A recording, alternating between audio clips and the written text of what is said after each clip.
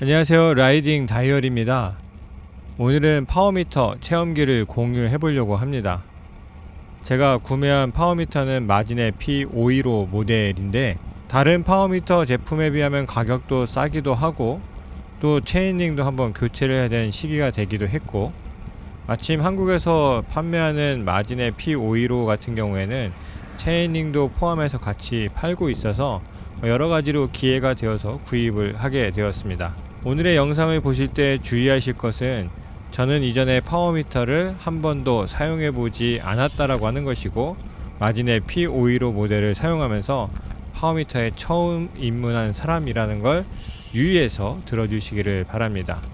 그래서 오늘은 파워미터를 체험하면서 4가지를 한번 이야기해 보려고 합니다. 첫째는 파워미터가 굉장히 높은 가격으로 형성되어 있습니다.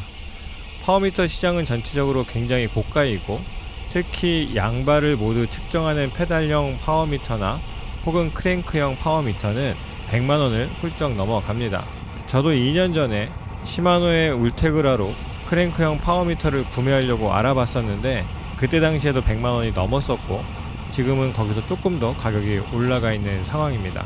우리가 자전거를 좀 열심히 타기 시작하면서 사이클링 컴퓨터도 사게 되고, 또 속도 센서라든지 심박계라든지 케이던스 센서 같은 것들을 구매하는데, 요즘에 중국 제품들이 괜찮은 게 많이 나와서 대부분의 센서류는 개당 3만원 정도, 비싸야 5만원 정도면 모두 구매를 할 수가 있습니다. 유독 파워미터만이 굉장히 고가로 형성이 되어 있는데, 다행히도 중국 제품들이 생각보다 성능적으로 선전하게 되면서 그나마 싼 가격에 구입할 수 있는 게 마진의 P515 모델이었습니다. 그래서 여전히 파워미터는 진입장벽이 굉장히 높은 편이라고 생각을 합니다. 특히 처음부터 고가의 자전거를 사용하시는 분들은 상관이 없겠지만, 저같이 중간급들을 사용하시는 분들은 이 가격들이 굉장히 애매해질 수도 있을 것 같습니다. 제 자전거가 2021년식 리액트 5000인데 그게 출고가가 340만원입니다. 그런데 파워미터에 100만원 이상을 또 투자한다라고 생각하면 조금 과한 느낌이 굉장히 강하죠. 그래서 파워미터의 높은 가격이 굉장히 장벽이 되고 있다는 것을 다시 한번 실감하게 되었습니다. 두 번째로, 데이터가 업데이트되는 속도에 한계가 있습니다. 마진의 P515 같은 경우에 대부분의 센서류가 마찬가지겠지만 ANT 통신 방식을 사용합니다. 그리고 ANT 통신 방식은 제가 사용하고 있는 환경에서는 딜레이가 분명히 있습니다. 제가 지금 사용하는 환경은 브라이튼의 S500 속도계를 가지고 있고, 거기에 여러가지 중국산 그렇게 비싸지 않은 센서류들이 연결이 되어 있는데, 그래서 그런지는 잘 모르겠지만 보통 1초에서 2초 정도 딜레이가 있습니다. 파워미터도 마찬가지로 딜레이가 조금 있는데, 초반에 사용할 때는 보통 2초에서 3초 정도 딜레이가 있는 걸로 느껴졌고요. 그 다음에 최근에 사용하는 것을 좀 이렇게 보니까 1초에서 2초 정도로 딜레이가 살짝 줄은 느낌이 있습니다. 물론 정확하게 초시계를 들고 잰 것은 아니니까 확실한 건 아니지만 조금 빨라진 느낌이 있습니다. 근데 ANT를 사용하는 모든 센서류가 제가 사용하는 환경에서는 1초에서 2초 정도 딜레이가 있는데, 파워미터도 딜레이가 있다는 거는 아시면 좋을 것 같습니다. 그런데 저도 처음에 사용할 때는 처음 사용해 보는 거니까 밟을 때마다 순간적으로 속도계를 확인하고 얼마나 내가 힘을 쓰는지를 보는 게 즐거움이고 재미였는데, 사실은 우리가 자전거를 타다 보면 여러분도 아시겠지만 순간적인 속도나 순간적인 케이던스나 순간적인 파워를 보는 경우는 거의 없습니다. 왜냐하면 보통 순간적으로 내가 어떠한 힘을 내서 속도를 올리거나 케이던스를 올릴 때에는 거기에 집중하기 때문에 보지 않죠. 자세가 무너질 수도 있고 실수할 수도 있으니까요. 예를 들어서 제가 케이던스를 80 정도로 하다가 90 정도로 올린다고 생각하면, 내가 케이던스를 올린 다음에 안정화가 되고 그 다음에 수치를 보통 확인하게 되죠. 그래서 딜레이가 있는 거는 맞지만 딜레이가 그렇게 문제가 될 것 같지는 않습니다. 파워미터도 마찬가지로 제가 처음에야 저도 신기하니까 힘을 내면서 파워 수치를 보는 것이 재미였지만, 나중에는 내가 어느 정도 힘을 내서 안정화가 된 다음에 수치를 보니까 딜레이가 그렇게 크게 문제가 되지는 않을 것 같습니다. 물론 고가에 비해서 어떠한 딜레이나 또 정확도가 어떻게 되는지는 저도 잘 모르겠습니다. 다만 제가 사용하고 있는 환경에서는 그다지 문제가 되지 않을 것 같습니다. 세 번째로 인도어 스마트 로라하고 실내 라이딩 파워의 차이가 좀 나는 것 같습니다. 저도 겨울에는 실내에서 스마트 로라를 돌리는 것으로 운동을 하곤 하는데요.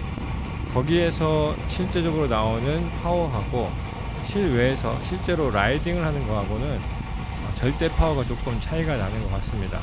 그건 아마도 스마트 로라의 방식이나 실제로 라이딩하는 방식이 좀 차이가 있어서 그런 것도 있지 않을까, 그렇게 생각을 해보게 됩니다. 어쨌든 실내 라이딩 수치와 실외 라이딩 수치가 차이가 분명하게 납니다. 그런 부분이 있다는 것도 한번 고려해 보시면 좋을 것 같습니다. 네 번째로 파워미터를 사용하면서 느꼈던 것은 파워 수치에 대한 현실적 좌절감이 생깁니다. 어떤 분들이 글 쓰신 걸 보니까 파워미터는 수치를 통해서 수치감을 준다라고 하는 이야기를 하시더라고요. 그럴 수밖에 없는 게 파워미터를 처음 사용하면서 가장 크게 다가온 게 생각보다 낮은 평균 파워의 수치에 대한 충격입니다.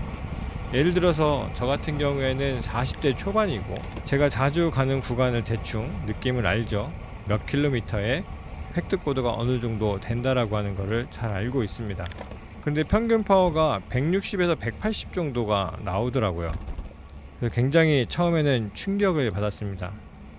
200 정도가 나오지 않는다라고 하는 게 굉장히 충격이었는데, 스트라바에 이제 친구들 수치를 보니까 대부분 비슷하더라고요. 속도를 생각보다 많이 낸다고 생각했고, 그 다음에 평균 속도도 생각보다 꽤 된다라고 생각했는데, 실제로는 그 정도 하는데 그렇게 큰 힘이 들어가진 않는다라고 하는 거죠. 물론 나에게는 큰 힘이지만 실제로 수치로 보게 되면 생각보다 낮은 위치에 있다는 것을 깨닫게 됩니다. 그래서 평균 파워 200W 이상이다 라고 한다면 일반인 사이에서는 잘 타는 사람이 될 겁니다. 여러분들이 어필을 12, 13km로 올라갈 때 18km 이상으로 올라가는 사람이 평균 파워 200W 이상일 거고요. 여러분들이 평지에서 35를 달릴 때 40km 이상 달리는 분들이 평균 파워 200 이상일 겁니다. 저도 평지에서는 웬만하면 33에서 35 사이로 달리는 사람이고, 일반적인 어필은 제가 약한 편이어가지고 빠르게 올라가지 못하지만 그래도 기본은 한다라고 생각을 했는데 그게 200W가 안 됩니다.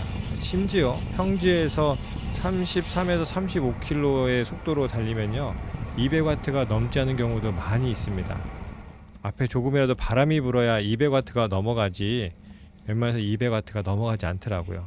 유튜브 영상 같은 걸 보면 잘 타시는 분들이 뭐 평균 350W, 400W로 간다라고 하는 거는 굉장히 잘 타는 수치고요. 대부분의 일반적인 사람, 그리고 평소에 운동을 많이 안 했다가 이제서야 나이가 들어서 몇 년째 운동을 시작한 저에게는 평균 200W도 만만치 않은 수치라고 하는 것을 깨닫게 됩니다. 마무리 짓겠습니다. 처음에는 파워미터 수치가 굉장히 낮고 또 제가 큰 힘을 준다라고 나름 생각했는데 그 수치가 생각보다 낮게 나와서 굉장한 실망을 했습니다. 그런데 파워미터가 단순히 순간적인 힘을 측정하는 것으로 끝나는 게 아니라는 것을 알게 되니까 눈으로 볼 수 있는 여러 가지 재미들이 생기더라고요. 전 스트라바의 라이덕을 연동해서 분석하고 확인을 하는데 그 중에 하나가 단순히 평균 파워가 아니라 내가 어느 정도의 힘을 몇 분을 유지했는가 라고 하는 그러한 분석들도 굉장히 볼만했습니다. 어떻게 해야 될지 모르는 부분들이 있었는데 그러한 것들을 보니까 내가 이전에는 한번 라이딩을 도는데 400W로 15초를 했다면 그 다음에는 450W로 15초를 하는 경우도 있고, 아니면 400W로 20초 이상, 30초 이상을 달리는 그러한 구간들을 보게 돼요. 그러면서 내가 그래도 이러한 부분에서 실력이 향상되고 있구나 라고 하는 것도 알 수가 있고요. 또 어필 같은 거 할 때에도 내가 가지고 있는 평균의 힘을 확인하면서 올라가면 그래도 무리하거나 문제 없이 올라갈 수 있는 수준, 그리고 내가 그 다음에 올라갈 때에는 좀 더 힘을 주어서 좀 더 나은, 좀 더 운동이 되는 그러한 라이딩을 구상할 수도 있게 되었습니다. 반면에 단순히 즐거운 라이딩을 원하시는 사람이라면 굳이 50만원, 굳이 100만원짜리 파워미터를 구매할 필요는 없는 것 같습니다. 그냥 친구들이랑 라이딩하고 평지 나왔을 때 30 정도로 달리고 어필 나왔을 때 그냥 기아 털고 올라가고 친구들이랑 재밌게 가서 식사하고 돌아오고 이런 정도의 취미생활을 하시는 분들이라면 굳이 파워미터를 그렇게 비싼 돈을 주고 살 필요는 없을 것 같습니다. 결론적으로 이야기하자면 파워미터는 자신의 운동 강도를 객관적으로 측정하고 체계적으로 훈련하는 데 분명히 도움이 됩니다. 다만 가격이 부담이 되기도 하고 또 그런 숫자에만 매몰될 거라고 생각하시는 분에게는 굳이 구입을 권장하지는 않습니다. 그냥 취미생활 하시는 분들은 그냥 재밌게 타시면 될 것 같고, 또 이 파워를 내가 안다라고 해서 그것을 굳이 지켜가지고 할 수 있는 것도 아닙니다. 왜냐하면 그날의 컨디션에 따라서 또 다르기도 하고요. 또 그날의 자신의 몸에 있는 영양적인 부분도 고려해야 되기 때문에 꼭 파워 수치가 절대적인 기준이 될 수는 없습니다. 다만 이러한 재미를 좀 느끼고 싶으신 분들, 굳이 많은 돈을 투자하고 싶지 않으신 분들은 마진의 P515 같은 합리적인 가격대도 있으니까 이런 것들을 구매해서 사용해 보시는 것도 나쁘지는 않을 것 같습니다. 결국은 자기가 원하는 것을 필요한 대로 사용하시면 될 것 같고요. 여러분들의 선택이 여러분들의 라이딩에 더 재밌고 즐거운 요소들이 되었으면 좋겠습니다. 오늘은 여기까지 하겠습니다. 감사합니다.